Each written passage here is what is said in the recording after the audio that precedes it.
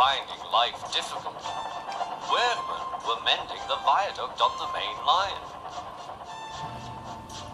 The arches needed strengthening. The Fat Controller did not want to close the railway while the work was done, and so repairs took a long time.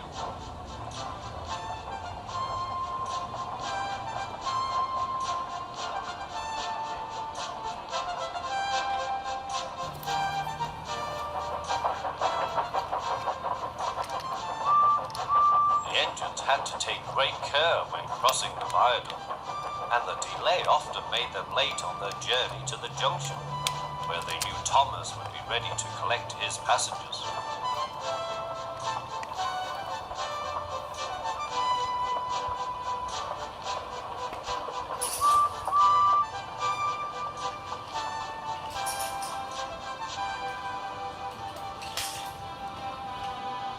Thomas grew crosser and crosser. "Time's time," he grumbled. "Why should I keep my passengers waiting while Henry and James dawdle about all day on viaducts?" "Don't blame me," snorted Henry. "If we hurried across the viaduct, it might collapse, and then you'd have no passengers at all. What would you do then?" "Run my train on time, for one thing," retorted Thomas. He hurried away before Henry could answer.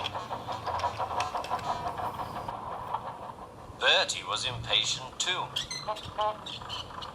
He was timed to arrive just after Thomas. His passengers found that instead of going straight from the bus to their train, they were kept waiting till Thomas arrived. Soon Bertie grew cross with Thomas. "Late again," he remarked, as Thomas panted wearily in.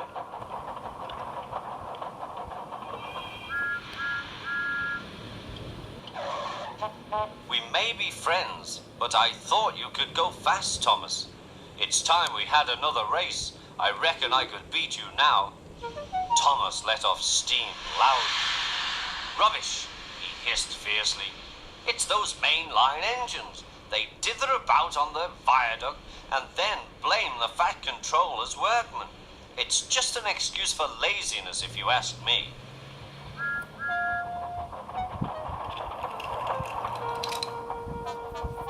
One day, James was later than ever at the junction. "I'm sorry, Thomas," he puffed. "I was held up at the station, and the viaduct made it worse." "It's lucky for you I'm a guaranteed connection," grumbled Thomas. Before James could answer, he puffed importantly away. Come along," he panted to the coaches. Annie and Clarabelle did their best, but Thomas soon found that he couldn't save much time.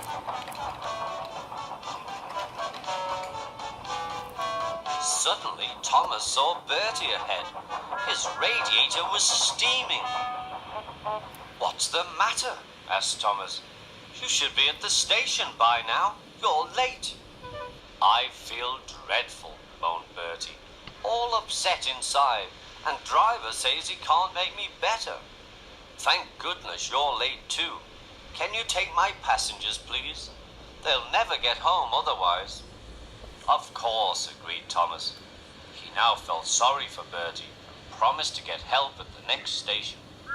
Thomas set off again.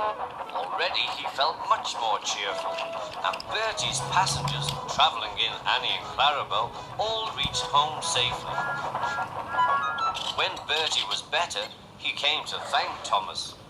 "I am sorry I teased you about being late," he said. "That's all right," said Thomas. "I'm glad I could help. There are times when being late isn't such a bad thing after all." With a last cheerful greeting, the two friends went back to work.